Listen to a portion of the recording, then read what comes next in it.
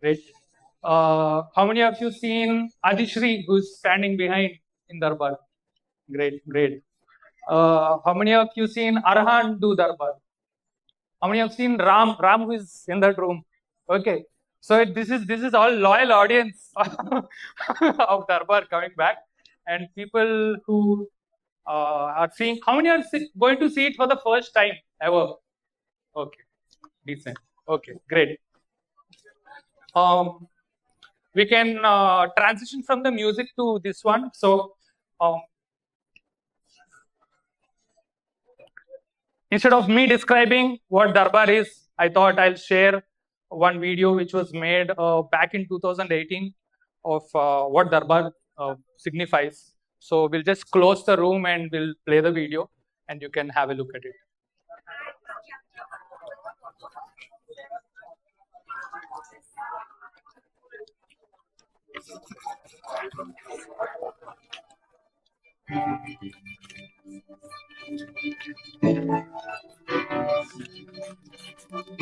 Could you please help me telling people to not sit here?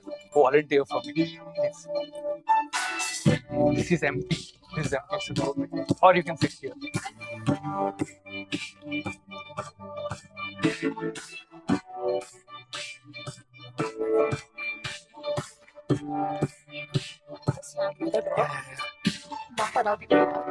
No, I allow them, but make them come.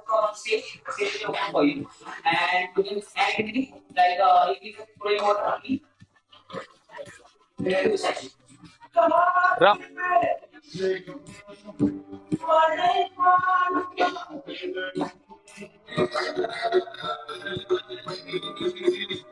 Aushik, sorry. Hey, can you coordinate with Ram on this thing? Just be with me.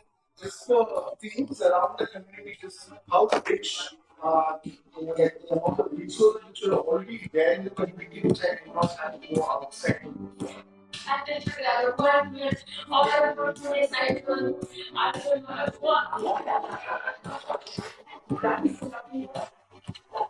The compassion, the kindness, the qualities, more of that. Only what is required is acceptance of oneself. Acceptance is there. Whatever needs to grow is going away because the nature of life is to grow. It's very important to get all aspects of your body consciousness and realize the fact that the more I can, the better I get. Now my work is well.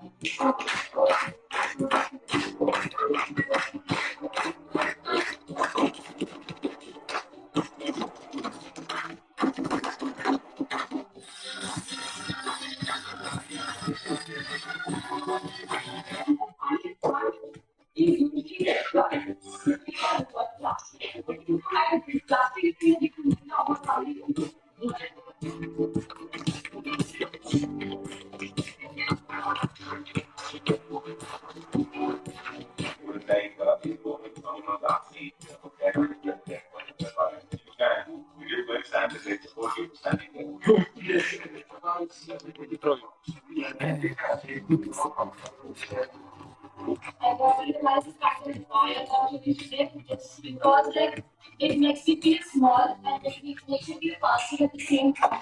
What did it take for you to create this life? Something I people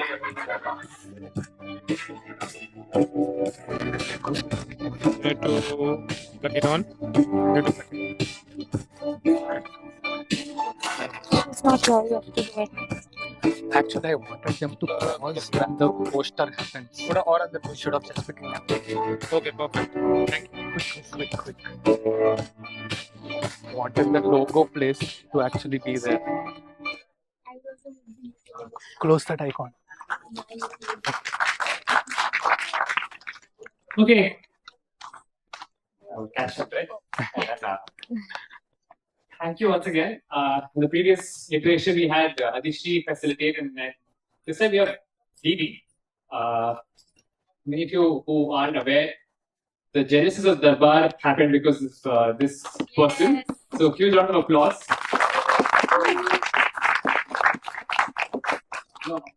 typically audiences are very generous. So round of applause next to it. But I'll tell you why. As a concept, Durbar is not a TEDx. It's also not an open mic. It's something much more than that. And it's a model that's replicable. It's something that started in Hyderabad by TV 2014-16. And as a model has evolved and gone to multiple cities within Teach for India, the Adishi and I being one of the first early adopters. 2 weeks ago, I got a call from an alumnus from 2018 cohort and said, I work with this organization, I work with young adults, and I want to actually replicate this model because I feel like it's a great platform to build community, to build confidence. It is whatever they would intend for it to build, right? Last month, I got another call saying, can you help us support set up a Durbar? And I'm just like, this is 6 years after I even started doing this. So that is why a round of applause. I'll actually hand it to him to take it forward. We have a great lineup of speakers. What do you do?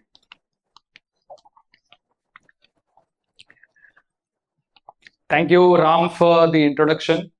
So just a bit of, so I was a 2014 fellow in Hyderabad, and during my fellowship, I felt classroom is really tough, right? And no matter how many problems you solve, there is one more problem to be solved, right? And I really felt sad when my fellowship was coming to an end because I thought, hey, I just got the knack of teaching now, right? And I wondered if it is designed to make us feel guilty and come back to education system, right? So I felt, hey, if I am feeling this by some mathematical assumptions, we can assume that everyone else is also feeling something like this, right? What if we all come together and share whatever we know so that we can inspire each other and share our solutions with each other? Because essentially knowledge is born out of sharing with each other, right? Skills are also imparted with each other. Everything happens with each other, right? So without any barriers, because brain does not have barriers in it. Music, mathematics, social science, economics, everything is coming from the same brain. So what if we make that inner and to outer, make everything kind of connected? And I felt it can glow certain areas in our brain. Like this is literally how I thought about the problem, right? Because I had training in psychology. I had the good fortune of being at multiple spaces. I worked at Infosys, and it had a vibrant culture. Even in college and in Hyderabad, I was in the metal scene, running around concerts. Sir, who is sitting here, he is one of the founding members of ISB, and I used to take every opportunity to go to ISB and watch sessions and conferences. So I was inspired by all of these places, and I thought, hey, we can make an ecosystem which by design, no matter where it is, people will have something to share with each other and learn from each other and grow, right? So I was a tad emotional and worried. Will I be able to facilitate Durbar today? Because I'm doing this in a TFI setup after 6 years. That movie, the trailer which you saw, that was the last time I did Durbar in TFI. So, but seeing every one of you, I'm really, really happy that I've got this opportunity. So many familiar, unfamiliar faces, so many people I've worked with on Durbar. Really glad that you're all here. And I hope that we have a really good time. And before we start with the first performer, couple of things I would like to mention. So when a performer is coming and performing, please try to pay attention to them. Try not to be distracted with mobile. Try not to move out and move in out of the room so that you sink into the space and also into the idea of Durbar. Okay. Because it is not just a series of performances. Okay. So with that, Neha Gujjar, is she? Yeah. So I would invite Neha Gujjar. She's currently a staff with TFI X team, and she has been with TFI for such a long time in different roles, including program manager. Many of you might have met her and worked with her. I invite her for the first performance. So since she's the first performance, I want you all to give a loud round of applause. Just work as a mic? No. Okay. Thank you, everyone. This is the first time ever that I'm going to be on the other side, not supporting people to be here on stage and do something, but actually share my story. 500 square feet. That was the size of the simple mud brick house of my grandparents in the village of Asnawar, Rajasthan. On that 500 square feet lived my father with his 7 siblings and his parents, who were landless laborers. Poverty had a grip on my family years ago, and the school uniform that my father wore was the only piece of clothing that he owned. But then something changed for my family. Education became the tool for empowerment, for him to join the Indian Navy and serve the country, and also bring his entire family out of poverty. Education is the tool that brought me and my family to Mumbai. I grew up listening to his stories and decided to give back by starting to teach children from underprivileged communities when I was in grade 7. And soon after completing my graduation in journalism, I joined the Teach for India Fellowship in 2015. 8 years of serving the marginalized communities of Mumbai, and then my rural roots called me back. So I joined the TFIX team. It's been a 1 year of fulfilling experience, learning about the transformation that's taking place through the power of local leaders in different parts of the country. So it compelled me to write about these stories. The Leadership India Needs is a book that captures 15 such inspiring stories of local change makers from different regions of this country that we would be bringing together and publishing it in the month of April next year. I'm going to be reading out one such story, a synopsis of it today for all of you to get a glimpse of what the stories will capture. And I'm very happy that with us, we have the founder of the NGO whose fellow story has been captured in this book. So Saldon, can you read out the title of the story for us, please? Hello, everyone. So the title of the story is Mountains of Challenges, Valleys of Change. Don't sit on the path, just go. Ladakh, a vast region covering over 59,000 square kilometers, stands as a unique geographical terrain in India. Nestled in the northernmost reaches of the country, it is enveloped with towering mountain ranges, including the majestic Himalayas and Karakoram. These natural barriers create a stunning but harsh landscape that cuts the region off from the rest of the country for nearly 5 months every year. At the onset of winter in December, we decided to visit one such remote hamlet called Durbar, nestled in the icy embrace of Ladakh, where winter temperatures plummet to a bone-chilling negative 35 degrees Celsius. Life is a harsh landscape there. During our visit to the local government school, it was shut down with no air to reach anybody. The stillness of the village struck us, amplifying the isolation that children face for 5 months every year. We parked in a valley surrounded by towering mountains, snow-covered peaks, both beautiful and foreboding, and reached a community learning center there built by Zamba, an NGO incubated by TFIX. It felt surreal to be amidst such a harsh environment, knowing that education in this part of the world was a distant dream for many. Yet what we found at the end of our walk was nothing short of remarkable.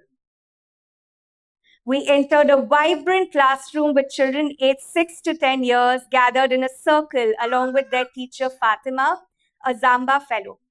Their faces lit up with excitement along with a bit of nervousness as we entered. They greeted us with a unique class chant. Growing up in Lobar, Fatima faced immense hurdles. She describes her childhood, saying her parents, like many in the community, were illiterate and couldn't help her with her studies. For Fatima and countless other children in her village, quality learning remained a distant dream. पहली से पांचवी तक हमें सिर्फ ABCD और numbers ही बार-बार पढ़ाए जाते थे.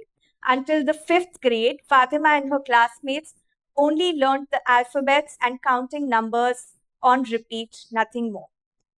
Despite her circumstances, Fatima dreamt of something different. She longed for an education that nurtured curiosity and fostered confidence. That dream took shape when she encountered Zamba, a local initiative where young community leaders become teacher leaders, bringing project-based learning to children in remote villages. Fatima joined the Zamba Fellowship to become a catalyst of change for the children of Lobar. Fatima's approach to teaching is shaped by her own struggles. If you stay weak, you will never be able to make something out of yourself, she tells her students, instilling in them the values of confidence and resilience that have become her lifeline. Fatima's story is a testament to the leadership India needs, a leadership that rises from adversity, embraces local potential, and inspires others to create a brighter future. Thank you, everyone. I have a copy of the entire chapter, so if anyone would like to read more, please do. If it's our first time writing a story together as TFIX team, so if you would like to support, give feedback on the story, support us with anything else, please do reach out. Thank you. Thank you.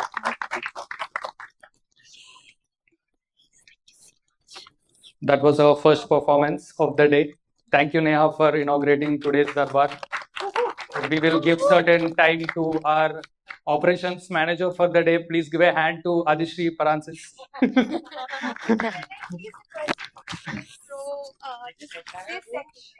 Yeah, so that's like the pathway for people moving in. So I request you to come either side or go back. Okay. How many of you are from? Please hear. Okay, sure.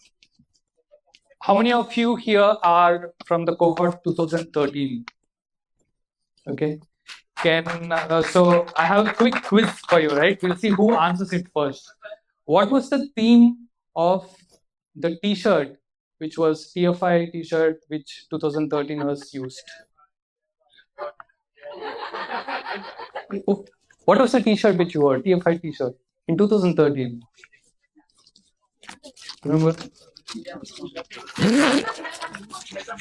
Anyone else can guess? People who were from before or later?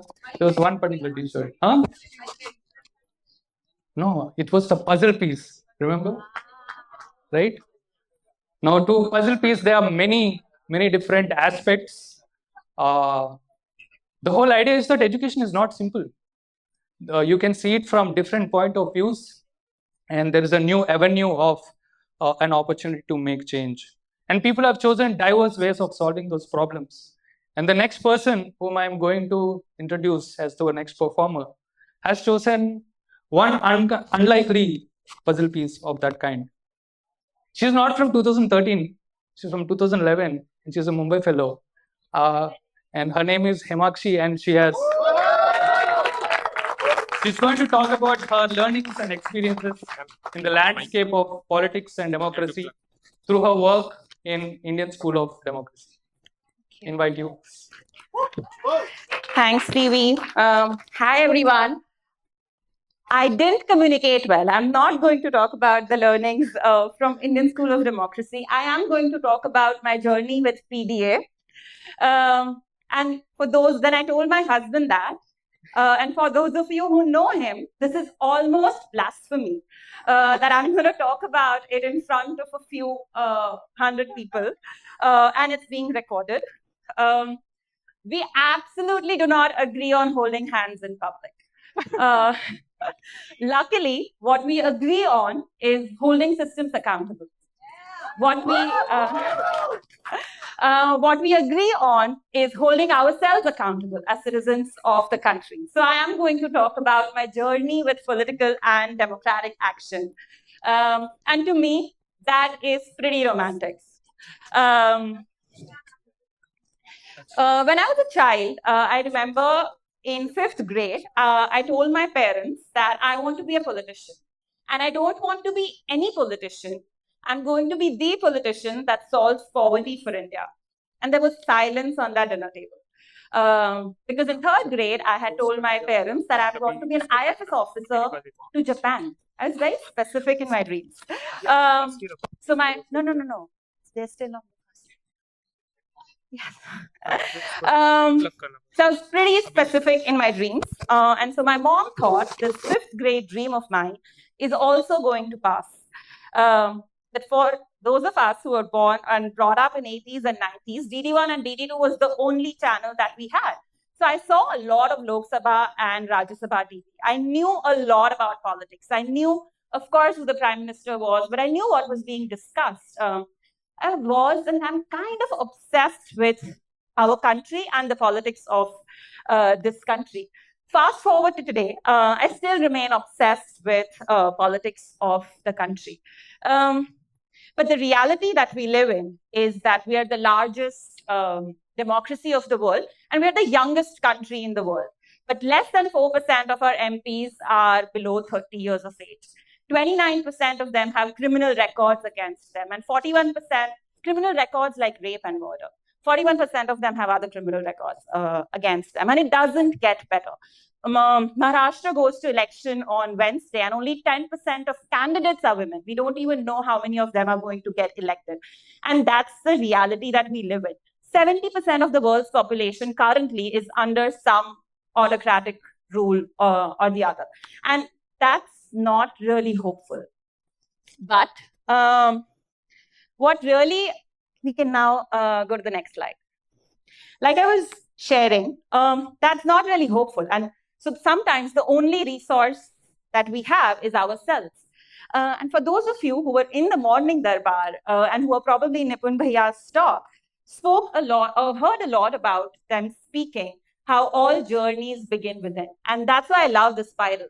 Because for me, spiral is as much outward as it is inward. For me, democratic and political change is just like that. Yes, it's about holding our systems accountable. Yes, it's about doing something outside, writing those petitions, and trust me, it is. But it's also about holding ourselves accountable. I know that in my relationship with power, as leader of the organization, I have often wondered about how am I as a leader when I have the power? Am I always democratic? And the honest answer is no. Do I listen to all the voices that I need to listen to? The answer is no. Are we inclusive of gender, caste, class, and privilege? The answer is no. But it does take holding ourselves accountable and asking ourselves those questions. But now going to the outward spiral, I'm going to ask you all to shout something, okay? What's the name of the president of our country? Louder, okay? Next one. What's the name of the prime minister of our country? What's the name of your local councillor? Unfortunately or fortunately, no. Very few of us could answer that. What's the name of the bhaiya who picks up garbage from wherever we live? We can shout it out with as much pride as we should. But the reality is very few of us know that. And to me, democratic and political action begins where we are. It is about connecting my local councillor, Leena Kumari, with Mujahid Bhaiya who picks up garbage and see what can happen. Because it's not always about reading the headlines of the country and knowing what the Prime Minister is doing and not doing. But it is about knowing what's happening in my neighborhood, where the pothole is, what can I do about the fake news that's happening, what can I do about the lynching that's happening, and what can I do about making my neighborhood more joyful, for making the neighborhood more friendly for those who are elderly. And so what I do want to invite you is to go on this spiral journey together, even amidst hopelessness. We can go to the next slide. A friend of mine, because I was feeling pretty hopeless about doing this talk in the morning and I was just not ready for it. He reminded me that hope is a verb with its sleeves rolled up. And sometimes we've just got to roll up our sleeves, like a lot of teachers do, and show up every single day, like the farmer does every single day without knowing what his or her seed is going to, when his or her seed is going to bear fruit. It's about rolling up our sleeves and showing up every day like the nurse does. So can we really roll up our sleeves and show up for our country? For me, democracy is also like the banyan tree, where it takes just a very, very long time to grow. And its roots, unlike a lot of trees, actually grow in very, very different directions. And so can we plant a banyan tree in our neighborhood, knowing that we may not see the results of it immediately, but there's something that will happen where the roots will be interconnected and those plants and trunks and trees and roots will give rise to something else when we don't even know. So we have a manifesto that a few people in this room helped us write, which really keeps me going in my journey with PDA. And I'm just going to read out very few lines from it, which is, we will break free from the shackles of left and right to create tolerance or multiple truths. We will stitch the divisions of caste and creed, religion and class with threads of humanity. We will hear the silence, stand with the weak, serve the unserved with humility. We will fight polarity with interconnectedness, inequity with justice, violence with love. No truth will shrink us, no hurt will daunt us, and no struggle will stop us. We can go to the next slide, which is, I promise, the last slide. The question I get asked most often is, which party do you support the most? And to me, my politics is not about BJP or Aam Aadmi Party or Congress. My politics is about standing up for justice, courage, and love in what's happening in my life around. And so my invitation to you is to figure out what is your politics and try and begin that journey. Thank you.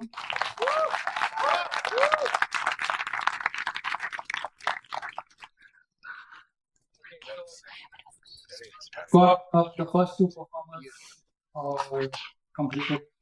Thank you, Hemakshi.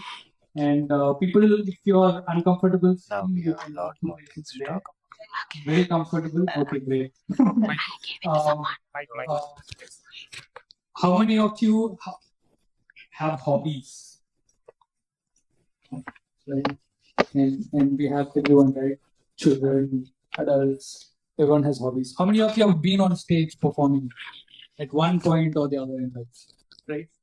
Now, everyone who has been on stage, it is something very special, something very energizing about that, right? I had an opportunity again, as I said, I was at Infosys, played in that in-house rock band. You know, and when you're playing on stage, you can't see the audience because there are lights in your face, right? But I used to be so energetic. I wasn't even a singer, but I used to sing well if I'm in front of people, right?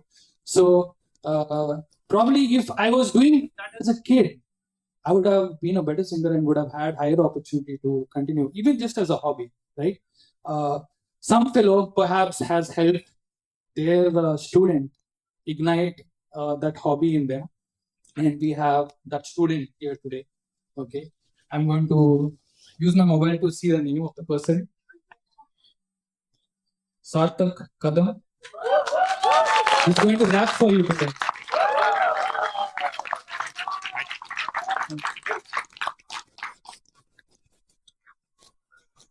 Come on. Hello everyone. My name is Sarthak Kadam, aka Sarth, also known as Sarth. So I will be performing two raps. The first one is Raise Your Fist High. It's about student voice, and I have used some subjective terms to denote every verse. So let's get started. There is a beat.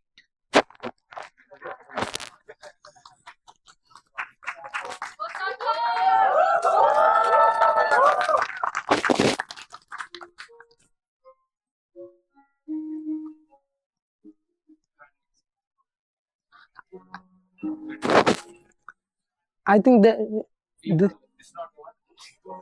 this is not. Yes.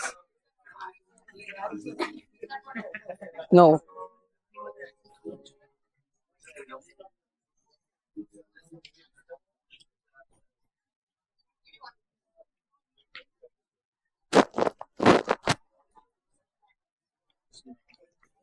So we have some technical issues, and that's our backend crew. I actually wanted to introduce her as a credit to her.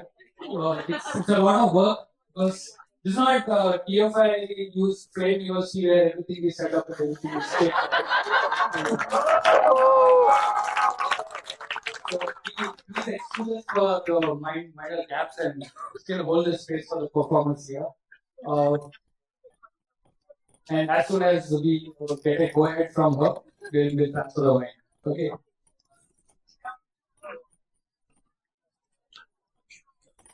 DJ, BB, crack a joke. Crack a joke. Yeah. Yes. Yeah. I'll post the joke.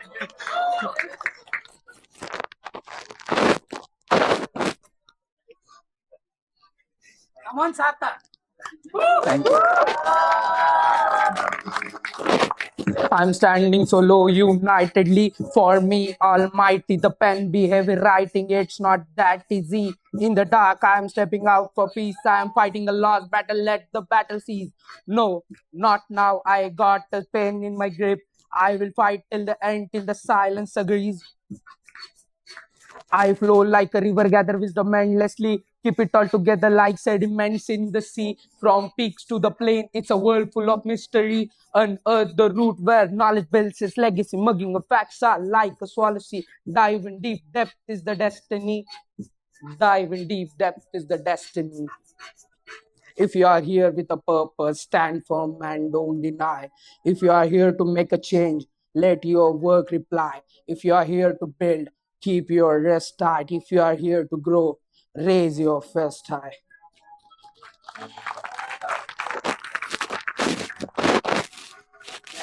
Raise your fist high, raise your fist high. Never back down, always give it a try.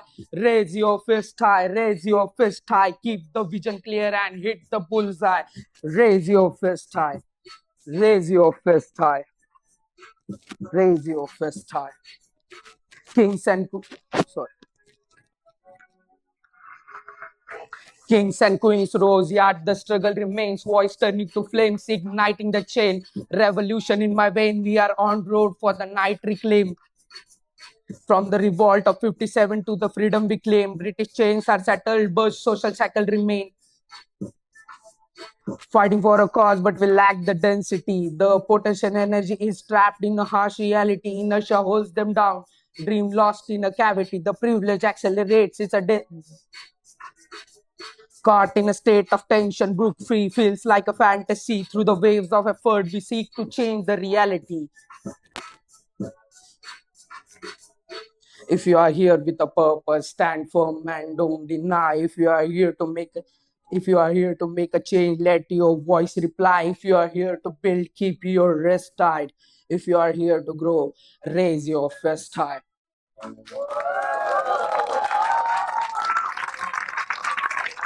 Raise your fist high, raise your fist high. Never back down, always give it a try.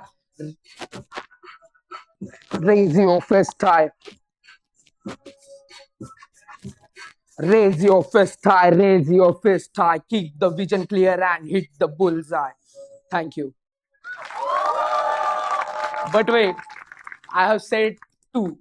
There are two raps. So the second one is about the educational inequity.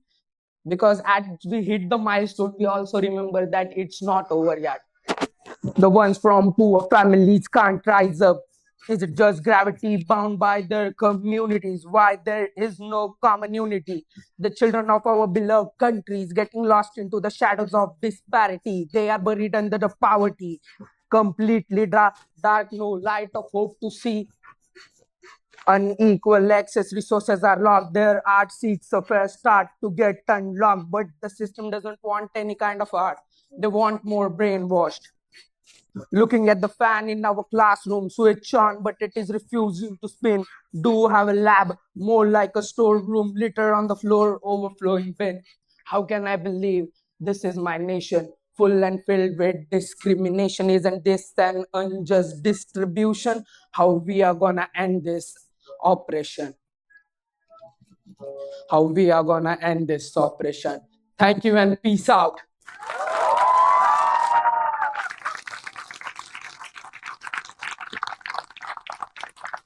Thank you, Sarthak, for dropping some heavy verses, and I hope you continue to do so.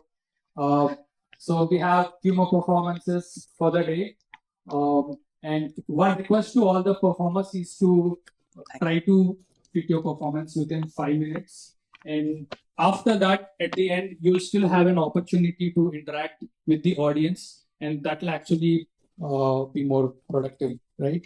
So next. Again, just let me refer to my mobile.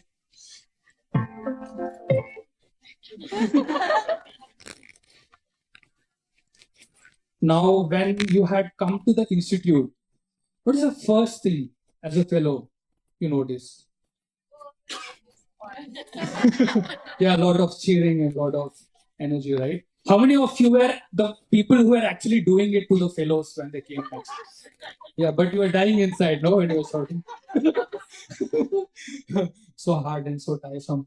I remember institute days, but it was fun. The first thing I noticed when I came to institute was diversity, right? I was an engineer, went into an IT company, and we were surrounded by engineers and people from IT companies, and suddenly I saw there people who studied journalism. I didn't know people studied in journalism, did degrees in philosophy, because I was from Andhra Pradesh and we just knew engineering and medicine, nothing else, right? Law, maybe some people, law also no one considers, I don't know why, right? So suddenly I saw people from Delhi, Mumbai, and diverse set of people. And I started appreciating the value of a different perspective they bring, because they see the world in a different view with a different eye.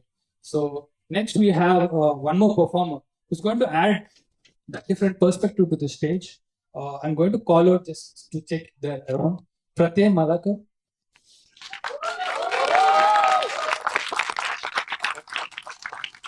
She's going to she's a 2019 Delhi alumni, and she's going to share a poem with you all. Okay. We'll go on to the stage. All the best. Thank you. Oh, fuck. Yeah. You can sit if you want. Yeah, that's right. Hello. Hi. Okay, so I'm Pratyay. I was a 2019 Delhi Fellow. I am also from the proud batch of 2019, which is so like lovely known as the blended batch. So first year of our fellowship was on ground in the school. Second year was online. So we had done we have seen both sides of it, which we are very proud of. So when I joined the fellowship, I was placed in an all-girls school in Majnu Katila in Delhi, and I met these 35 beautiful girls that I got to teach. And as I moved on in that journey with them, I also found myself in that process. And I think today's experience and what I do today with my work with Educators for Equality is just finding that voice within yourself. I think Himakshi was talking about that journey starts within. I think when I joined the fellowship, it started for me, and the poem that I have written is about that journey. It's my journey, it's my students, their journey. It's also the journey of my other 3 team members, Riju, Rajpriya, and Shijini. Without them, I wouldn't have been here. So yeah, it's all of our journey. I'm just sharing that on behalf of them. So the poem that I have written, it's I teach as I am.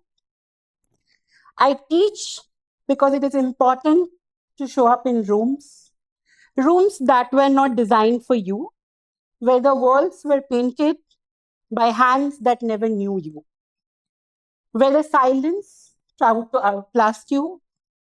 I teach to break that silence, to carve out a corner for voices like mine, like yours, unashamed, unafraid.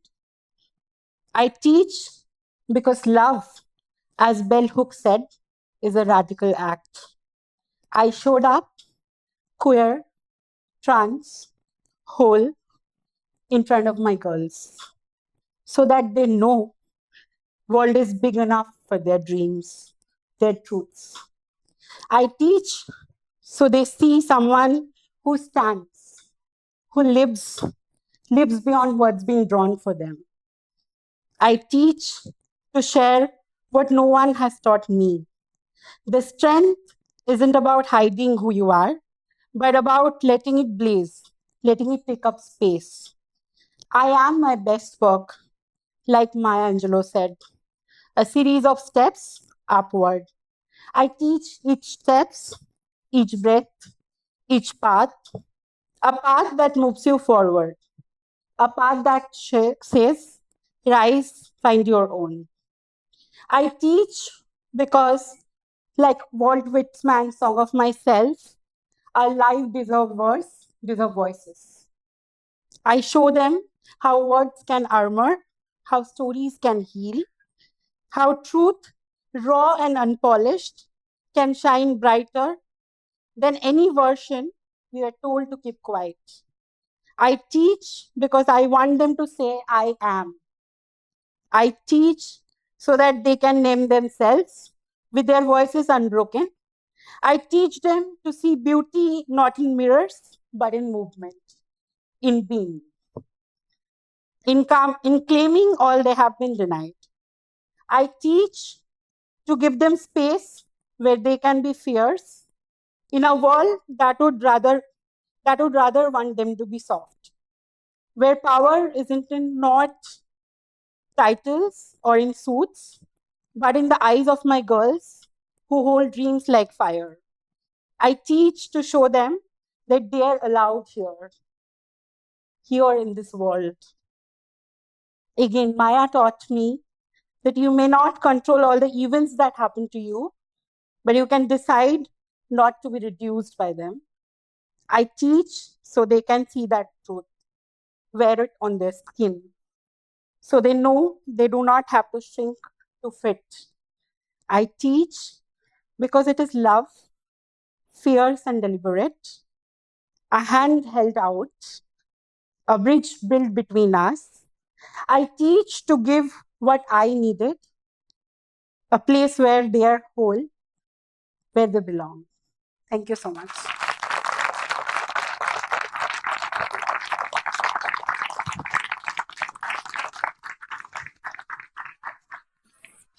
Thank you so much.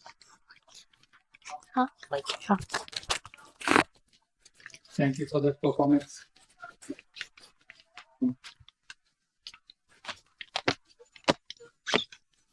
Okay. Can you hear me? Yeah.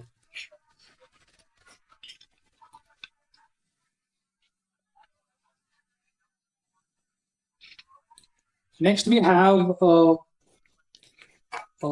person who I met in my fellowship as an FA or a staff. You remember the surprise event that happens where multiple games and challenges are held. So and there are some staff people appointed so that fellows don't fight in between all of the games. So I met that. I saw this person the first time at that time.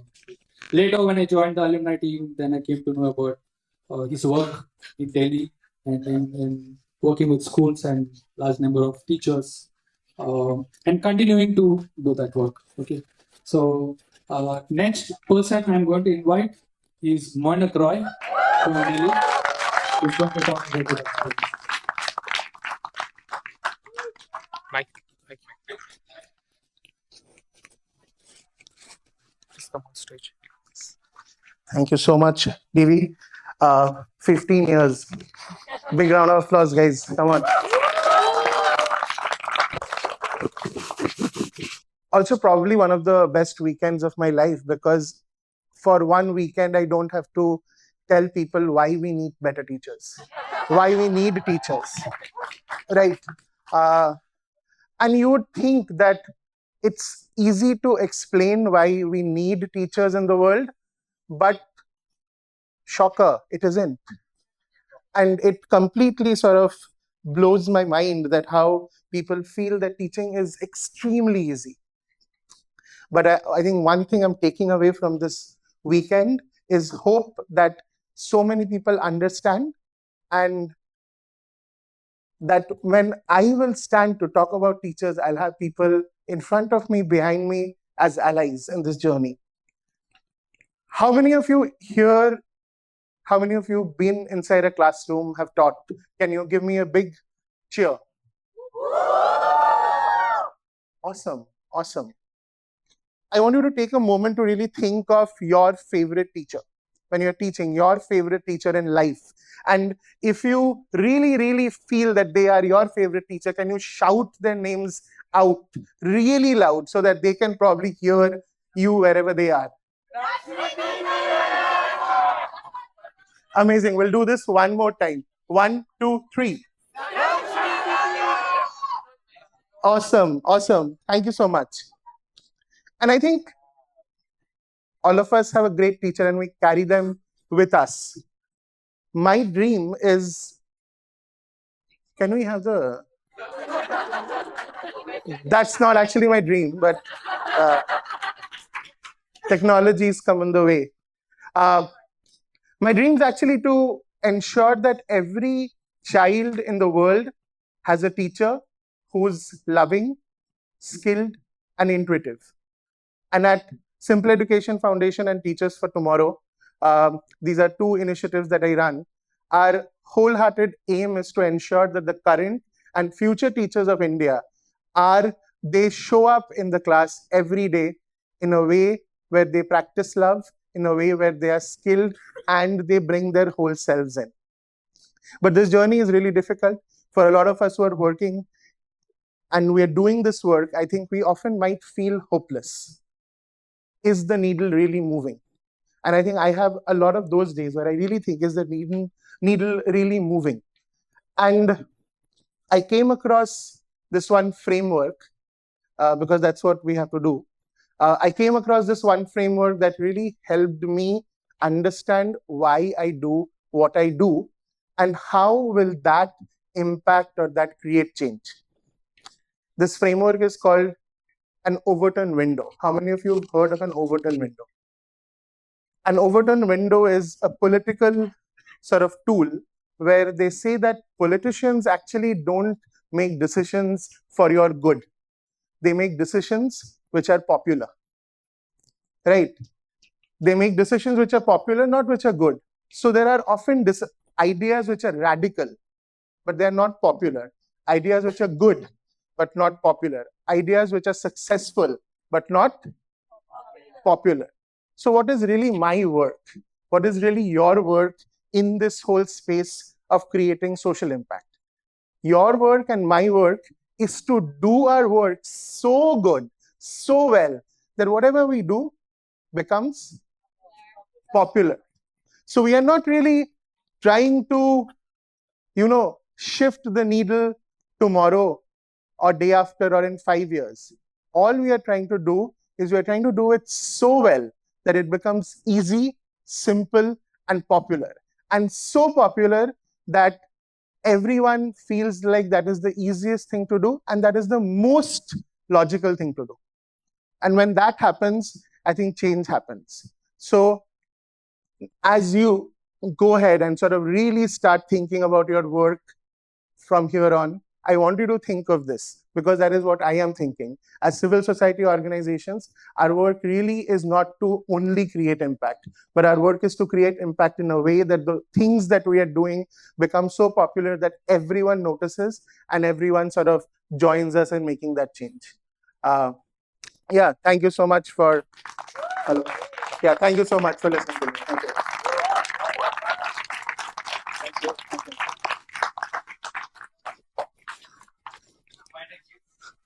you. With a part of his dream unfulfilled. So I hope you take Durbar to Civil Education Foundation. See that everyone has things in order there. Next, we have a person who's going to talk about impact of sports in the community. And we have in typical TFI setup, the schools we work in, the private schools at least, are mostly small schools without ground. And I'm really glad that some fellows take the opportunity to create those opportunities. Now, we also will try to ensure that the PPT is on for Ashok Rathod, who is going to be the next performer. He's a Mumbai fellow. He's going to Just place I'm the not mic. fellow. Just place. I'm TFIX. okay. Place your TFIX It's on. also is Yes. part of TFI family only, so it's okay. Thank you. Oh, PPT is working. Good. Hello, everyone. Thank you so much for inviting me here. TFIX, thank you for this opportunity. Basically, I don't know what I'm going to talk, but I will share a little bit my journey. I started this foundation, Oscar Foundation, in 2006, but it started officially in 2010. Before I started Oscar Foundation, I used to think 5 dreams. And I used to sleep on the rooftop because there was no space in the house. And from the rooftop, I used to see lots of planes going from here and there. And I used to think that one day I will also travel in plane. And very simple 5 dreams. One day I want to see myself in television. I want to see myself on newspaper. I want to hear myself on radio. And I want to travel one day abroad. And all this dream is achieved. And before then I started this dream achieved because of the Oscar Foundation. And what I did, it's very simple idea. I have seen a lot of children from my community drop out in school, involving in addiction and crime. So I thought, how do I help them? Because I also live in same community and I have seen many of my friends. So I thought sports and education really helped me. So I thought I'll share my story to the younger generation, younger children, and they will understand the importance of education. But I'm sure these children must be listening. A lot of people must be telling them to go to school, but they are not listening. So how do I do differently where these children listen to me? So I started teaching football. I want to make them run 2 hours. And after 2 hours, they will be good people like you. So they will sit down and then I can talk about the importance. But then when I started teaching them, but they were not ready to play together because of the caste and religion. And that really shocked me. The 10 to 12 year children talking about caste and religion. And I thought there is no point talking about the education. I need to make them as a team so that they can play as a team and win matches. And later on, we can talk about education. So the reality was that the children, first time we gave them a shoes, they were very excited. They never they got shoes. And one of the boy, he don't want to remove the shoes from the plastic because he got the shoes first time. And these kids don't know how to wear the shoes.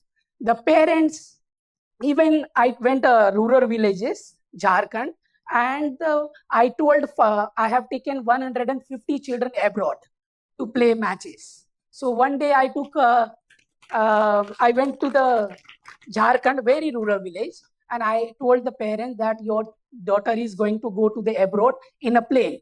And his father was thinking, how my daughter will fit in the very tiny plane? Because he always see from in the sky that tiny. So that is the reality.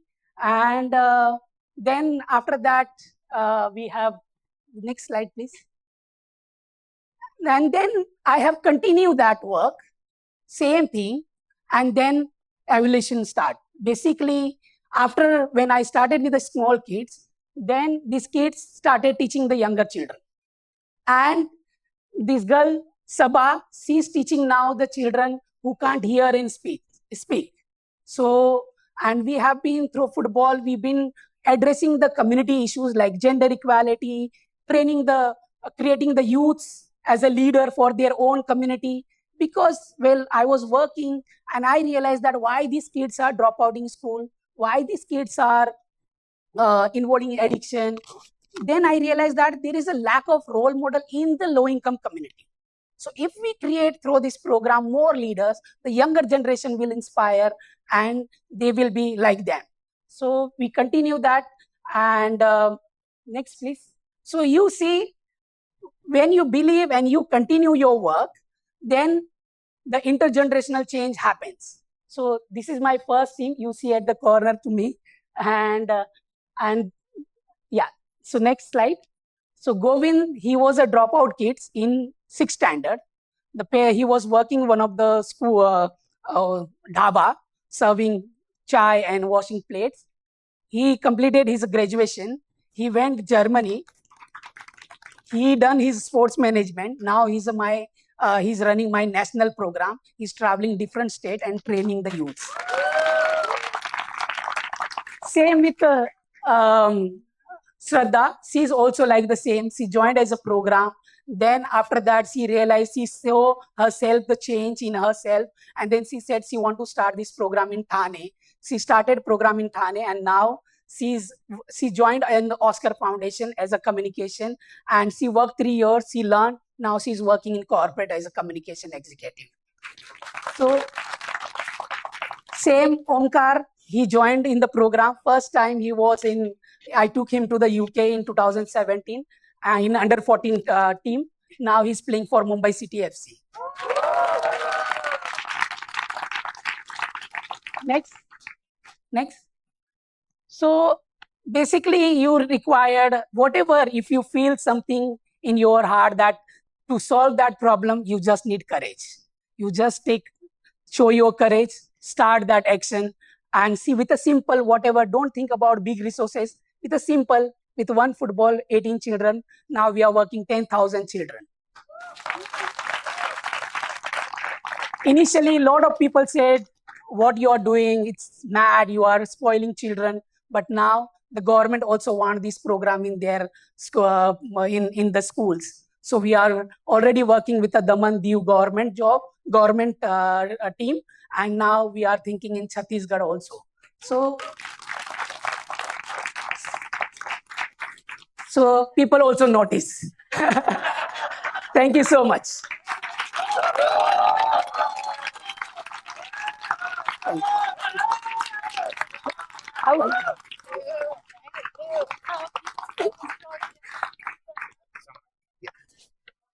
There is inherent happiness in seeing someone just grow in life, right? Someone who's in trouble and overcomes it, and to appreciate someone who actually enables it. So really happy to see all the work you've done. Even though I got your introduction a little flawed, I hope you excuse me for that. So I was a 2014 fellow from Hyderabad. How many of you are 14ers from Hyderabad? Raise your hand. Okay, we have few. How many of you were fellows in Hyderabad? Wonderful. Yeah, some support we have. In my full cohort of 14-16, if I think of word humility, I think of this next person. I had an opportunity to work with projects with her, and I've never seen someone so sincere, right? So I'm glad to introduce the next person and invite her onto the stage. Saitya Anumalu, who's a 205 coordinator from Hyderabad and co-founder of Intilab Foundation. Yeah.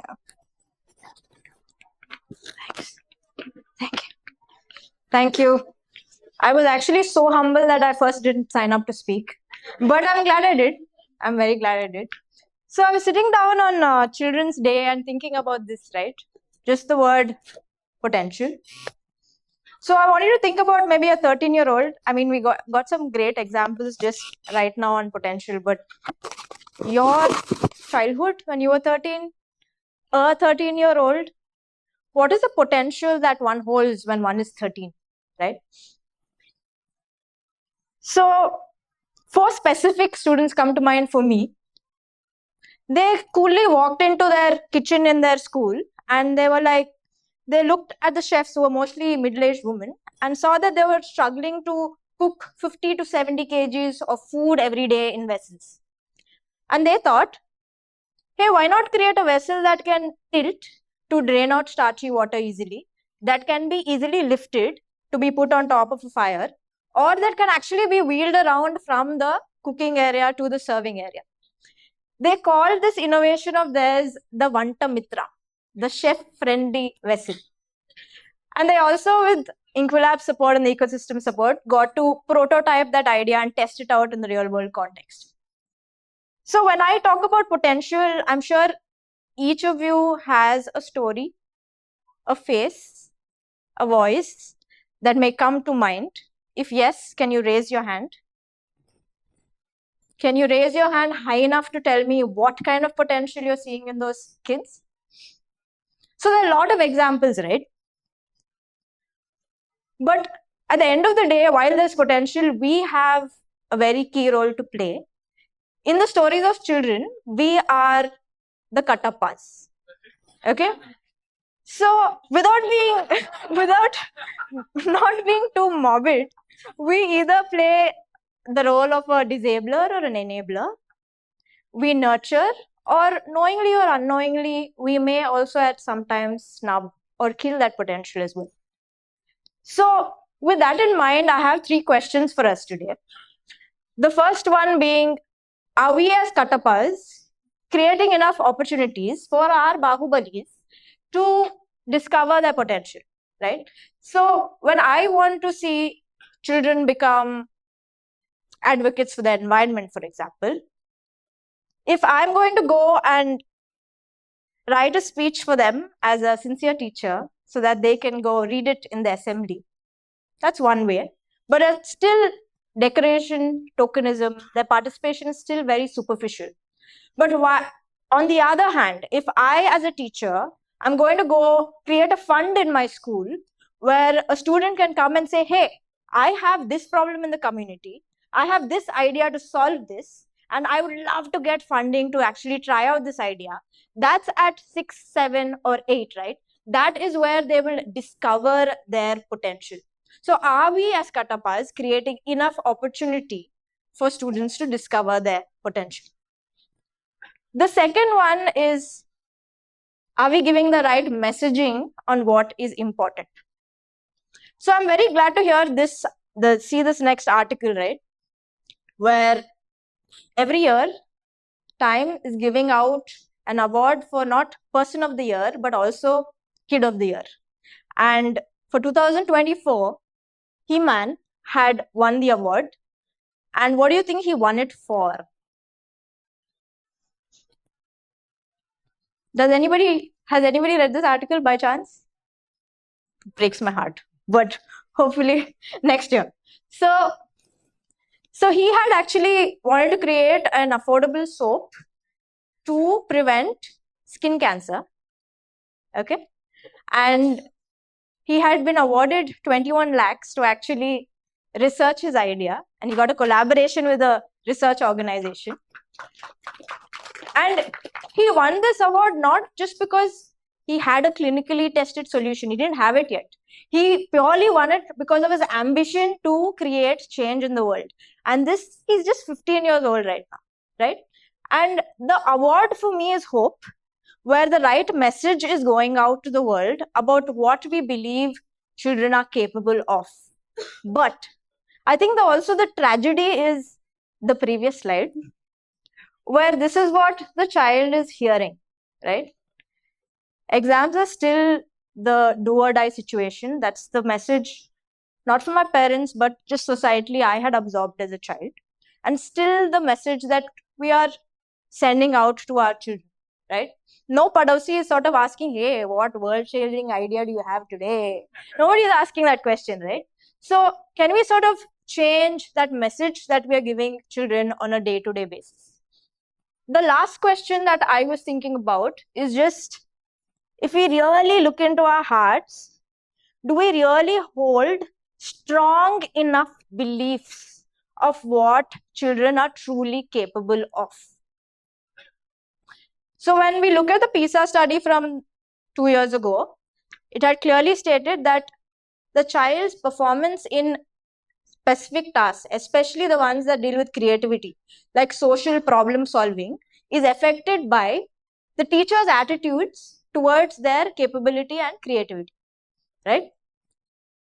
So do we hold strong enough beliefs such that they are able to perform well? So in essence, the thought that I was concluded with on Children's Day about 3-4 days ago was that we are the Katappas to their Bahubali. We need our Bahubalis. We do want our young people to become academicians, athletes, poets, and change makers. But at the end of the day, we in some ways have that invisible wireless remote in our pocket. And I just hope that as we use that remote, we always tap once, twice, and thrice on the right buttons every single day. Thank you. Thank you. We have a few more performances for the day. After that, there will be time for audience to share their questions and interact with them for a brief 10 minutes. And after that, if you still want to engage, you can, and after that you can leave, right? Next I'm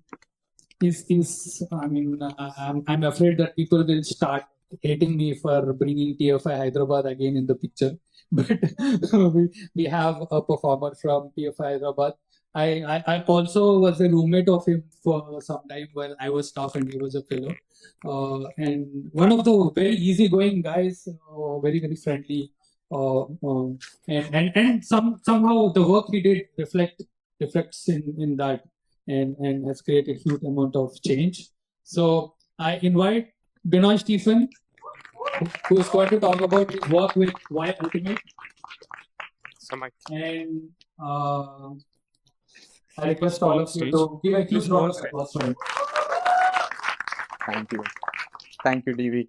And first of all, thank you, Ashok, because he has set a platform that I can build further on. So I'm here today. I'm here part of the Teach for India space because of the biggest and I think one of the best marketing campaign that Teach for India came up with, which is asking a 20-year-old person this question.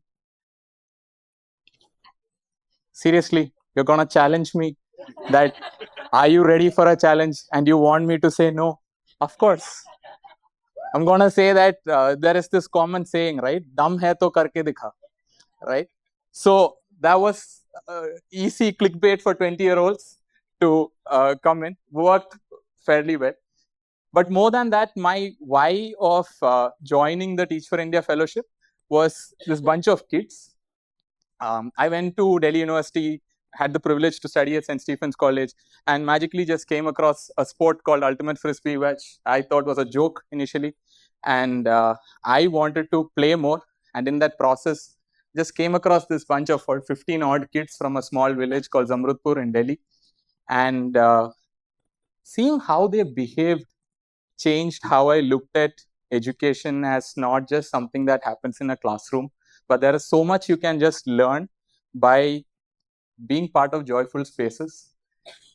As St. Stephen's bright minds, one mistake we did on the field, we are pointing fingers at each other and saying, hey, you should have done this at fourth second. I was there in the right corner. And the kids are losing 10-0 and like, koi nahi, ek aur bar. One more time. That is like, how are you having this mindset to fight again when you have kind of lost everything in this game?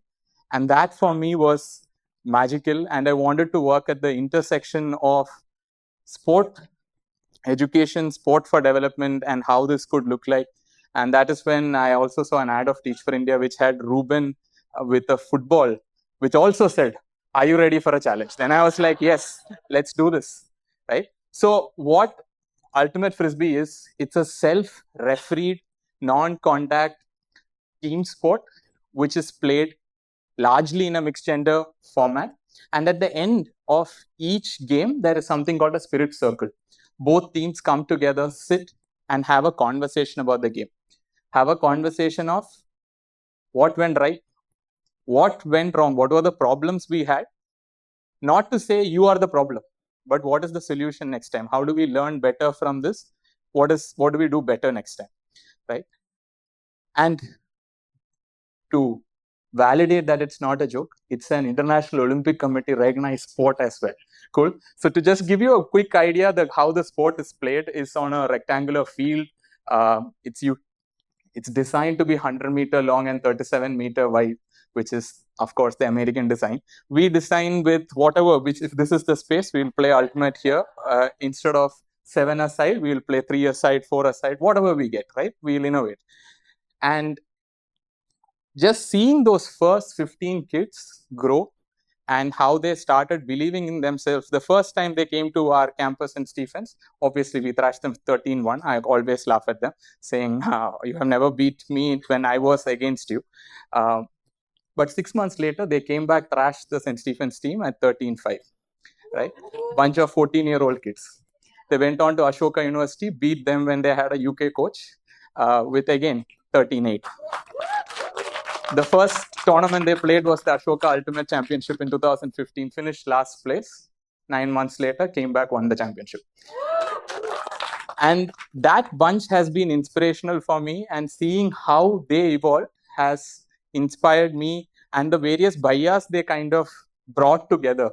It is basically they put this dream team together to build Y Ultimate, and what happened with them, we have just codified it as 3 stages where we enable spaces for children to practice, create more opportunities for them to play with each other, and ultimately with the expertise you build, you become a coach for the future generation. The next generation learn from you. And what has happened is whenever I say this, everybody comes with this question. Great, but why ultimate, bro? You can do this with anything else, but why ultimate? And that is what I want to talk about. It is because of this beautiful concept of self-referee, right? There is no umpire or referee to say what is right or wrong.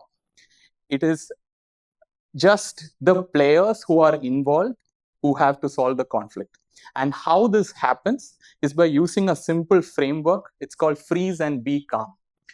The moment you have a conflict in ultimate, the first step is you freeze. The second step is for you to breathe. And then if something wrong happened to you, you explain, hey, you did this to me, it was wrong. What do you think? And then you consider the other side. After you have explained what went wrong, you have considered the other side, then you might have 2 different perspectives, then you can raise your hand and ask for a perspective. Okay, did somebody else see something that we missed? And you can listen to them. And finally, you can listen to these 3 perspectives in your head, right? The opinion you shared, what your opponent said, and what did somebody else say. And finally, you make a decision. But you have given platform for everybody, for yourself, for the opponent, for people who are not involved in this conflict. And what happens after this is beautiful. According to official rules, if a play is stopped, in 45 seconds, you resumes playing. And the 30 seconds, you do the conflict resolution. And there are 3 outcomes in a conflict. The first part is when you explain that, hey, you have fouled me, the other person can accept. Fair, I agree. So what happens if I did not do the foul? What would have happened? We'll just restart from there. The second part is when I consider the opposite side and I realize, oh, maybe then what I said is not correct. Maybe I made the wrong call. Then I can just retract. I retract my call. Let's just play on. It's fine. And the third is the most beautiful part, where I said something, you said something, we have 2 different perspectives. We are not able to align. But can we still respect each other that both of us have our own truths. We agree to disagree by contesting. That means wherever there was no confusion before this, we're going to restart from there. And we are going to build up from there. Right. So the question that I want to ask you is this, right? Can you just imagine the last conflict that you have had in your life with a person? Did we have a space to actually freeze, breathe, explain your side, consider the other side?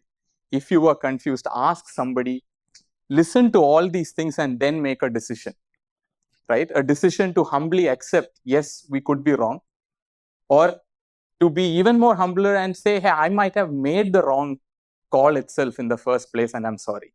Or say, we both have two different perspectives and we can't agree, but I still respect you because we still have a foundation. Let's build on from there.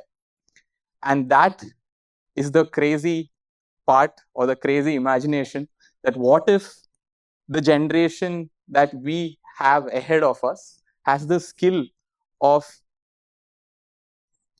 respecting the differences that exist and still being okay to work with each other, play with each other, and move ahead, because that's the, like, we cannot have everybody on the same page. But can we be nicer and have the skills to regulate ourselves and live better? And the first 15 kids are now my colleagues. So it's fun to have a early 20-year-old kind of set of people, and the youngest one that was with us when she was 11 years old being called Didi now, and you feel you're old, and then it's like somebody calling you uncle because you're bald. So it's a great cycle. But if you want to experience this more, my inspiration is this kid called Megha.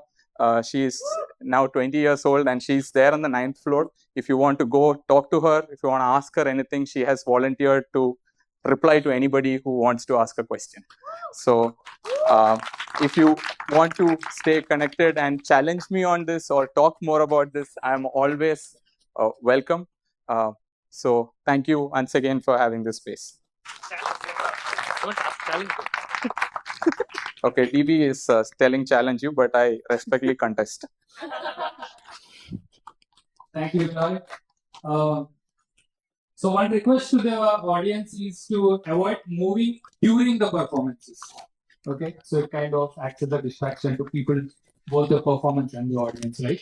And we have 2 more performances, and after that, 10 minutes of Q&A and audience interaction. So mentally prepare yourselves for that. Okay. Next, how many of you are fellows from Pune? Oh, good number of them. How many of them are from earlier cohorts? Like first cohort. Which cohort are you? 2011. Okay. And 2010. Okay, great, great. Oh.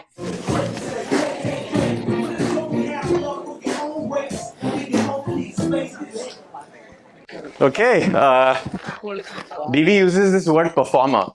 Performer freaks me out. And so I gave you 30 seconds of performance there. Where is the love with me doing that? That's the amount of talent that I bring to this space. And so while I won't be singing the song Where is the Love, I'll be talking a little bit about Where is the Love. And for those who are wondering, like, where I am in this whole sequence, I'm basically the opening act for Anurag Malu. And so anyone who even remotely is thinking about dropping off this room, please, there's an announcement that needs to be made that there is an opening act happening for the showstopper. Yeah, Anurag and I go back a long way. So, yes. Where is the love? This question in a TFI context can mean many things.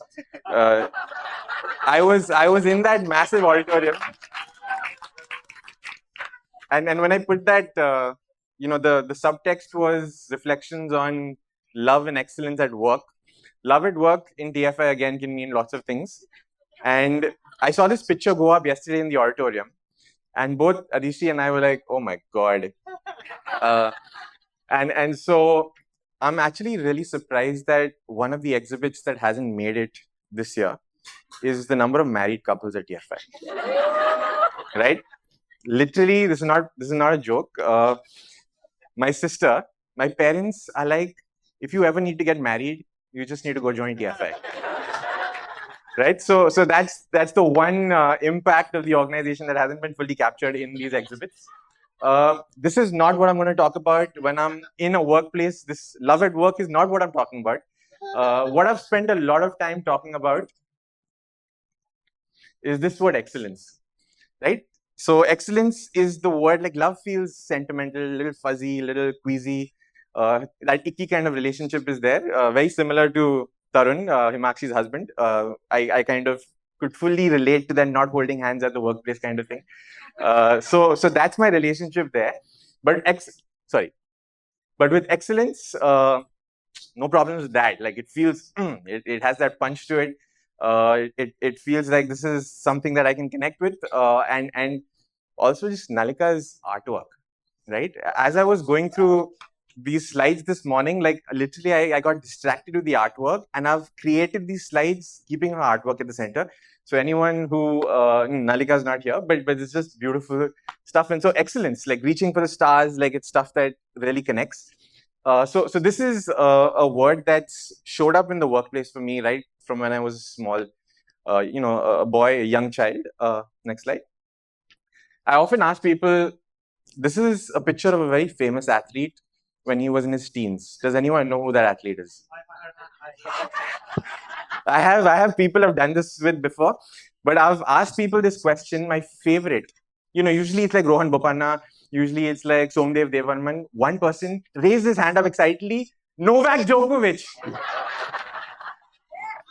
I've made it when someone thinks that's Novak Djokovic. So that's a younger version of me, a younger, fitter version with a little more hair.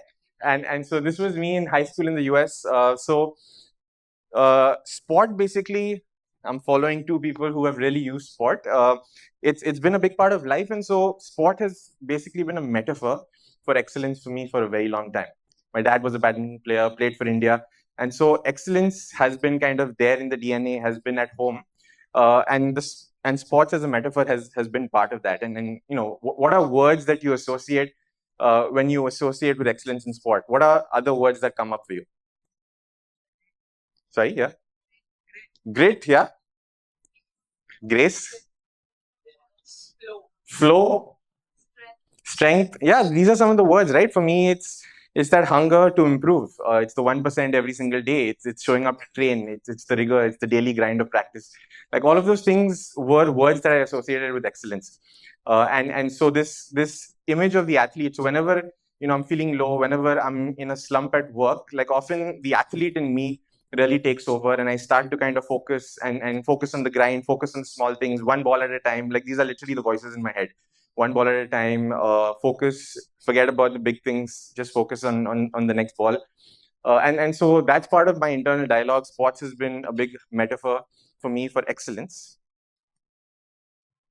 And in some ways, this tunnel that everyone has a tunnel, and there's a light at the end of the tunnel. For me, that light at the end of the tunnel is excellence. And so I'm kind of chasing it, I'm pursuing it, and putting in the daily grind around it. And so that's been my relationship with excellence. And so growing up in school was always trying to be excellent at school, did really well in school, went on to captain my school team in tennis, really do well, go on to the best kind of schools in terms of universities. So all of those things, one after another, I was achieving. And so it was one achievement after another, was chasing that. It served me really well. So that happened. But one of the other things that DFI does, and it's done with lots of people, is give them this really dangerous tool. And this tool is called reflection. They give you this tool. I was 21 and a half, so 22 at the time.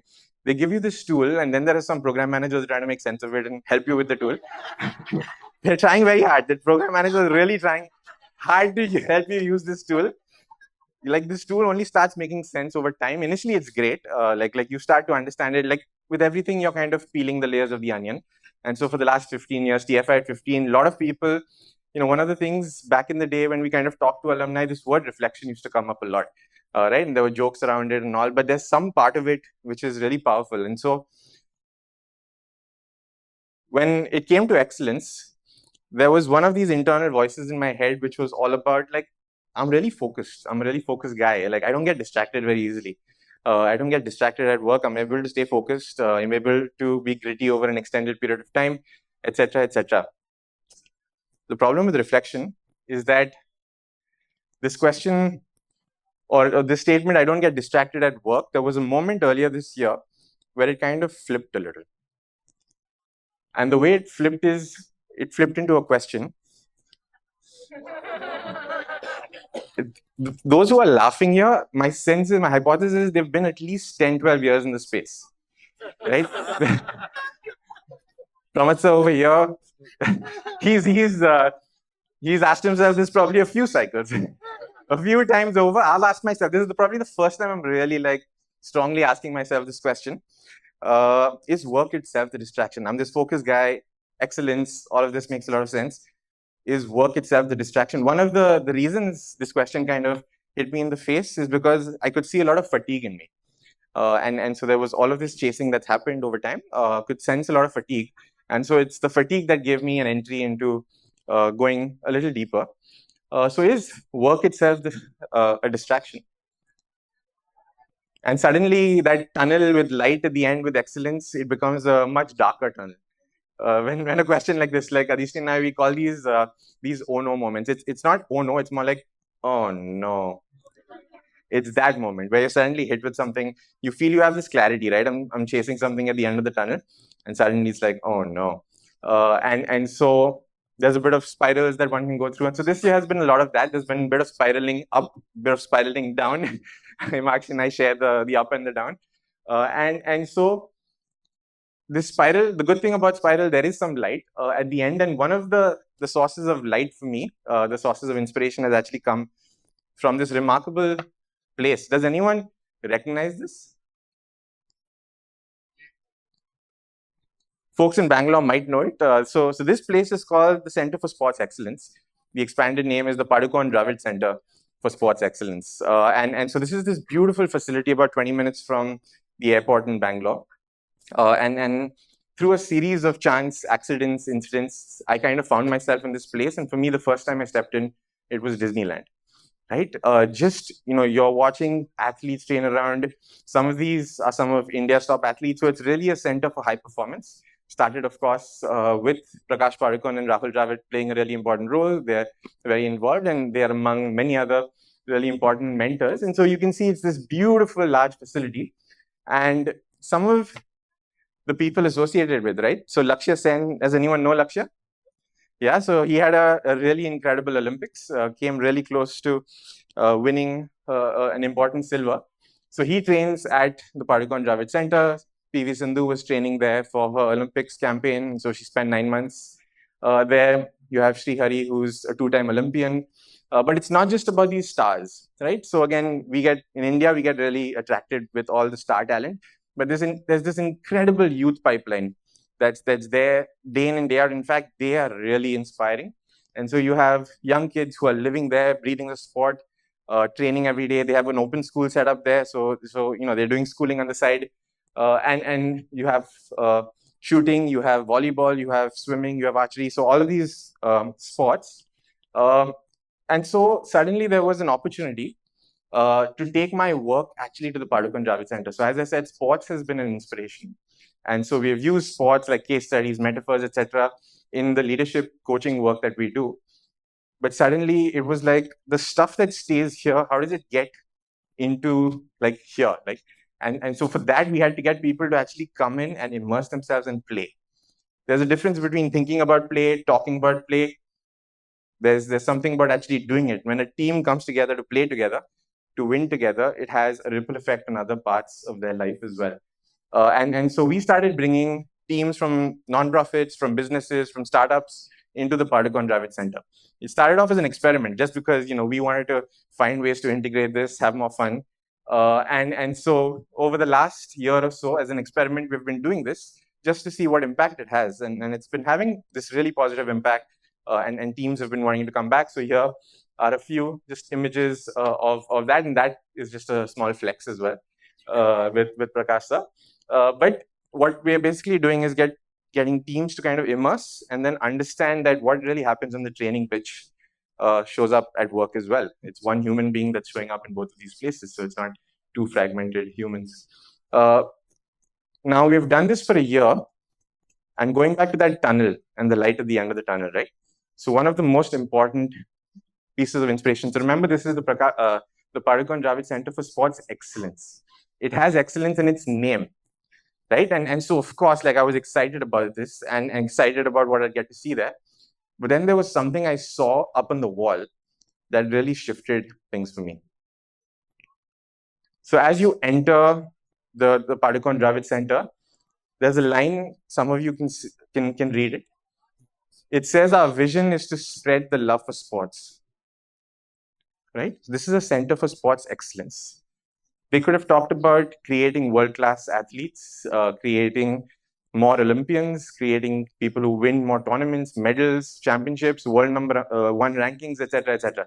So excellence can be metasized in all of these different ways. But here what they're saying is our vision is not those things. It's to spread the love for sport. And there's a very deep thing here. Like people who've actually gone through a journey of excellence will realize that to sustain requires something more than the daily grind. To sustain requires something more than discipline. To sustain requires something more than that hunger and drive and motivation. Maybe it requires a bit of love. And so that's where I kind of wanted to bring in as an invitation, this theme of love. Suddenly the thing that was really icky and weird, suddenly at work becomes very significant. And so a few questions that I wanted to leave you all with. What is the relationship between love and excellence? And is love really a foundation for excellence? Love for the game, love for the sport, love for one another, love for the team, love for the work, love for the customer, love for the beneficiary. Was I chasing excellence for love? This is one of those, spirals once again, that so much of my chasing was actually like a need for love, right? And so, being the topper in school, going on to the best schools, universities, etc., actually gave me a lot of love. And being here in front of y'all gives me a lot of love. So was I chasing excellence for love? And the last one, which is starting to become clear, is that actually maybe I was chasing excellence when I was really chasing love. But can love actually be the first step of that tunnel? So love is not the end, it's actually the means and the first step. And so that's what I'm really sitting with right now. And just being there in that auditorium yesterday with thousands of people, it's very clear that for the last 15 years, Shaheen, TFI, the whole family, the whole community has really spread the love, the love for the game that TFI is playing over the last 15 years, and hence the momentum, and hence the spread, and hence the energy continues, and hence the joy, and hence all the impact and the excellence is coming as a result of that foundation of love that we're all connected by. And so that's something I'm staying with in, are there entrepreneurs in the room? Any entrepreneurs? A few people who lead teams, I'm sure there are a few. Everyone starts with the problem. Everyone starts with the thing that they need to solve. So something I really want to start doing more of is starting with love and asking people, let's start from there and then go to the excellence and then go to the problem you're trying to solve and see if that generates a different kind of result. So with that, we have our next act and then I can close with my opening act. But thank you for listening.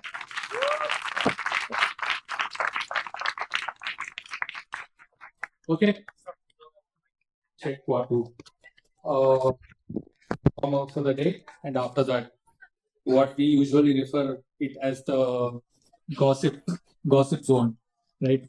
That is what we follow, and then so just when last performance is over, don't run out of the room, please, right? Okay. So one quick question: how many of you have ever been to mountains? Right? What's one word which comes to your mind when I say mountains?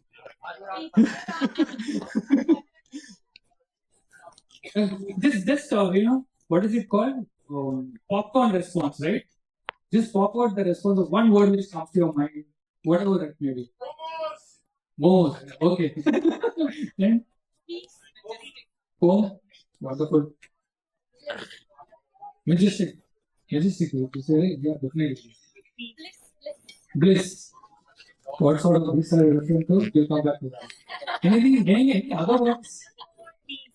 Peace, right? So mountains are a lot of things, and I've just been to the foothills of the Himalayas, and there's not a single time I've come back without crying, just by seeing the beauty and the majesty, the immensity of all of it, right?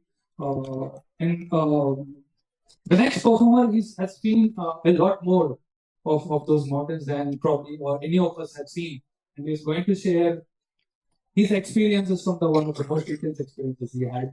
And without much delay, I'm going to invite Anurag to come on the stage and share his experience. Can I get a mic? Thank you. Mic. Thank you.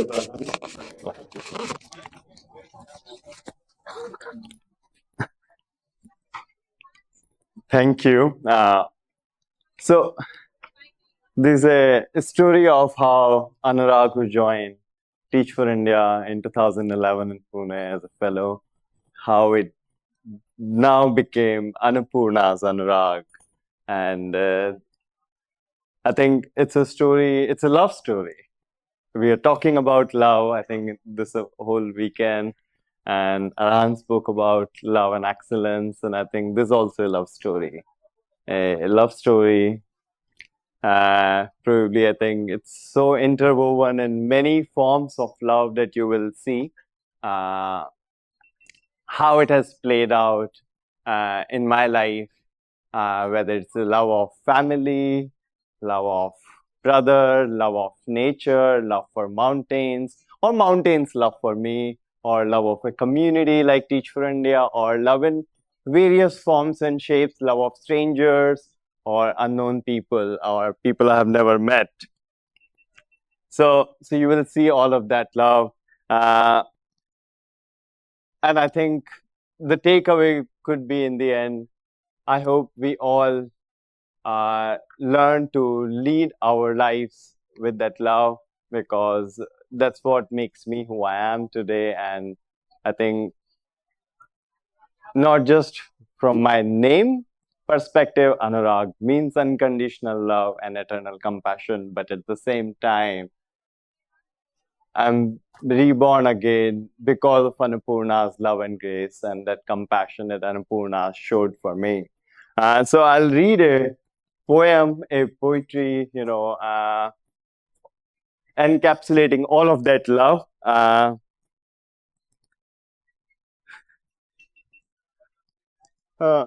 Yeah.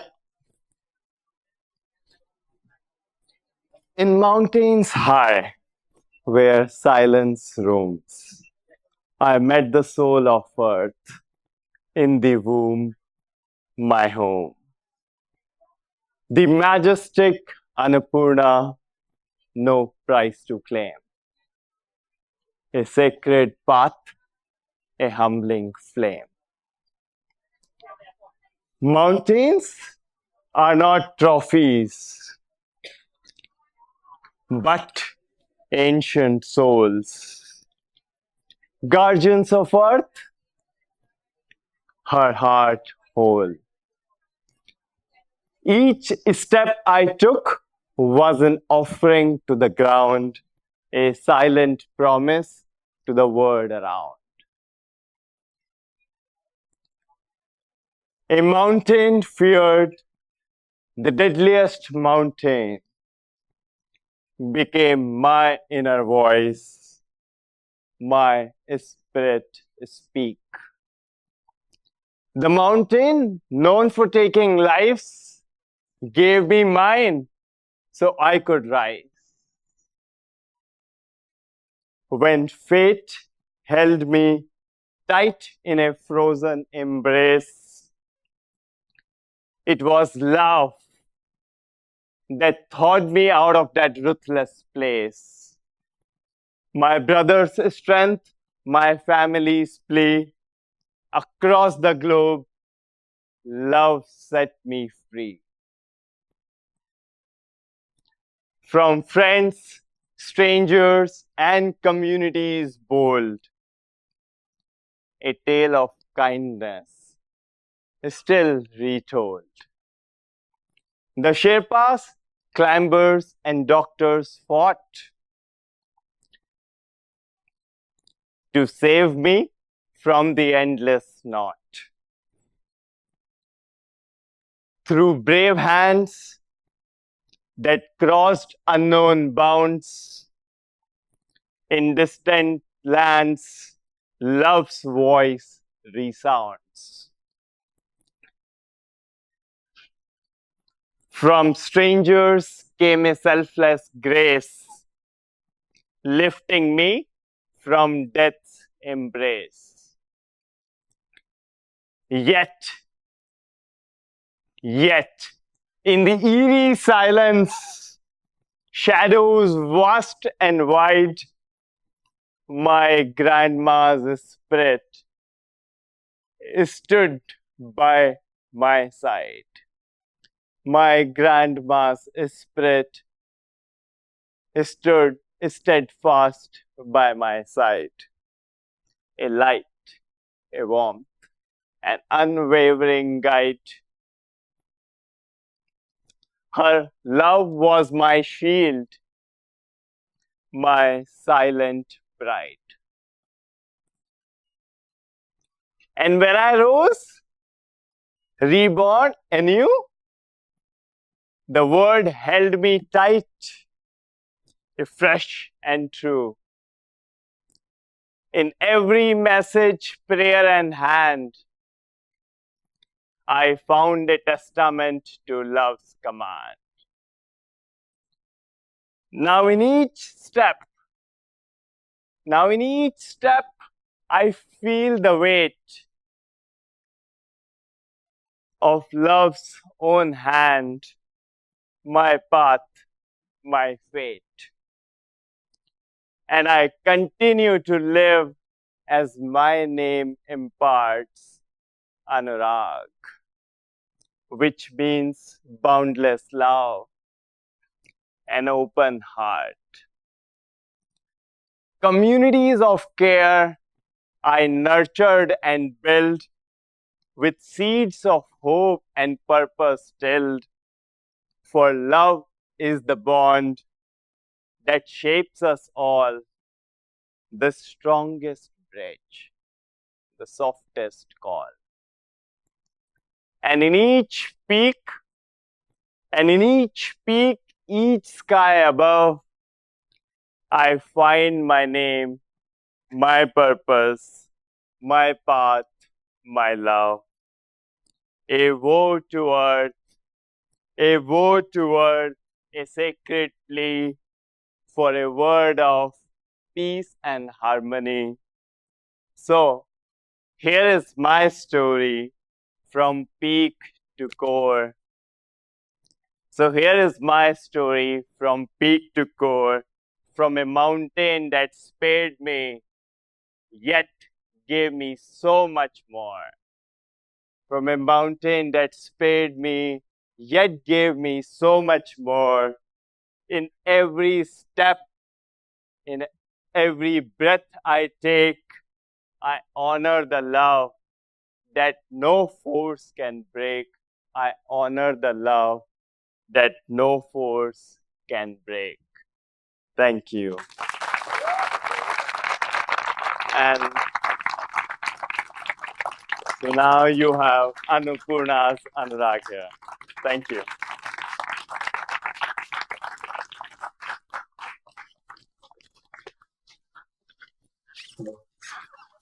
Thank you, Anurag, for sharing your experience with us.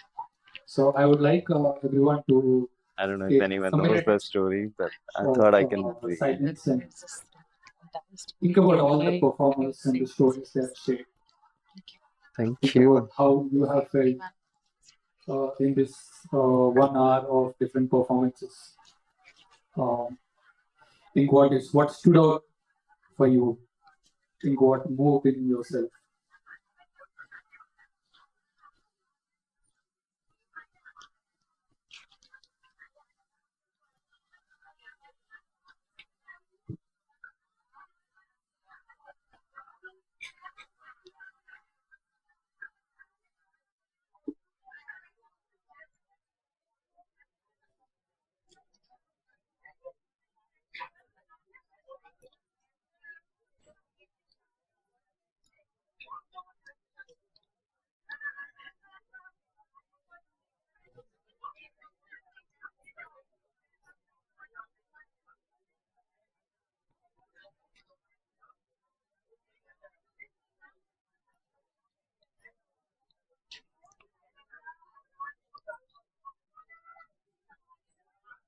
Now, I invite few of you, whoever wishes to share, in a single sentence, brief ones, share how you felt during Durbar today.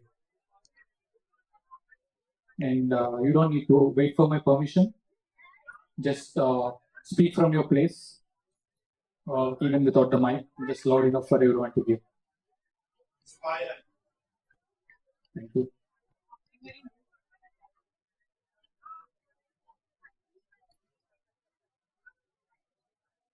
This week, Loved.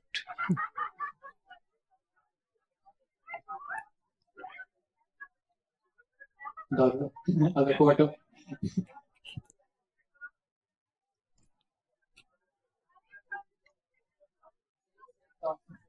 still processing.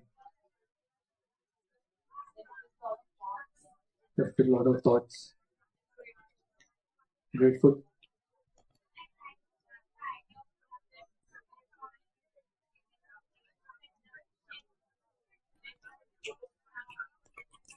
Yeah. Do you sense how many of you have attended Nipun's session in the morning of between me to we? So now, when you sense your immediate sense of being, do you sense a me or do you sense a we?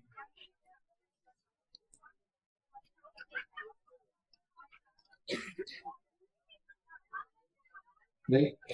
It feels different, and it's somehow generated by just people coming together and sharing authentically what's in their heart. So I would like to thank every one of you for sharing that space with us. And it's not just a performer or a facilitator or the audience. We have created and we have shared this space together.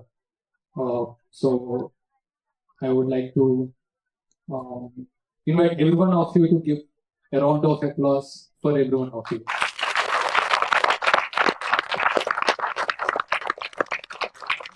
And before that, I would like the performers to stand in their place. Performers of the day.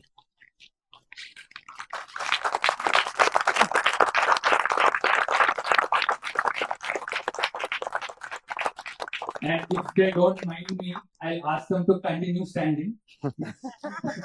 And the rest of the audience, whatever, if you have any questions or something you want to say, you can just address them directly and share it. We'll do this for 5 minutes. After that, whoever wants to stay back and mingle with each other, you can do it. Yes. Yeah. For Himakshi Didi, like very random, but that question was the thing that came to my mind when you shared that 10% of the candidates are women and all those about stats. क्या politicians अच्छे बन सकते हैं और क्या अच्छे लोग politicians बन सकते हैं given your experience in the sector and coming from very a layman perspective. Should I share? Sure. Thank you for the question, Akash. Right? You were amazing yesterday.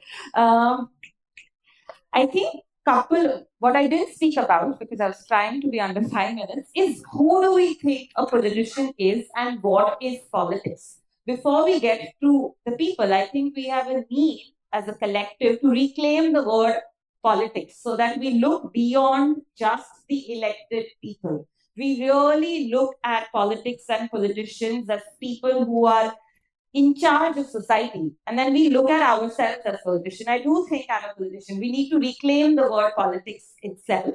So that's the first thing. And then the question will have a different meaning and just open up so many possibilities. But oh yes, I can give you hundreds of people who, because to do this work for 7 years, luckily takes me to different parts of the country. And I've met such incredible, even elected representatives who've contested elections in 5,000 rupees, who've really served for 20 years, never won an election and done way more work than any of our parliamentarians have done. We need to tell those stories really, really well. And I'm very happy to share some of those. But there are really many. We just need, I think we speak a lot about critical mass of politicians. We also need to build the critical relationships among these politicians for us to feel the impact of that good politics. But yeah, happy to talk back. People who want to discuss, they can connect with them first. Okay, so what we'll do now is probably take one last question or a comment if you want to say, and then you can get back to just contacting them directly. They'll be here for a while. And before we wrap up from my end and with that last question, what I would like also to offer or invite you is, if you are interested in having Durbar kind of space in your organizations, right? When we speak of collective leadership, we need to have a collective in the first place to be able to, for that collective to even lead. And Durbar was an idea for making the collective happen, making something emerge from interacting of individuals. The murmuration picture, if you remember, right? So if you are interested, you are free to connect to either me or Adishri or Ram, Arhan. I mean, typically any TF5 people will help you either tell how to do it or help you direct to me and other people who have done it for a good amount of time. Okay, so one last question. Anyone? We'll see who's the lucky audience who's going to take the chance. Okay. If it's not burning inside you, then it is not there. Okay. Now I invite all of you to just be around, talk to each other and the performers. And if you're waiting, have been waiting for the snacks, then yeah, please. And one thanks to Ram, who has who's been holding the door like Hodor and Lord, Game of Thrones, not letting people into it. And also, I think this is the first time ever that I wasn't chasing someone for Durbar. This time they put my name and then told me, "Hey, do you want to come?" I said, "No, I'm busy." "Yeah, but we have already put your name." I'm sure there'll be good number of people who are thinking, "Oh, this devious again come here," and somehow got Durbar. It didn't happen that way. But thanks to Ram and thanks Adishi. Where is Adishi? Yeah, thanks Adishi for opening up for us today morning. Thanks for all the people who have ever performed in Durbar and are in this room and ever been part of Durbar team. One last round of applause before we all do.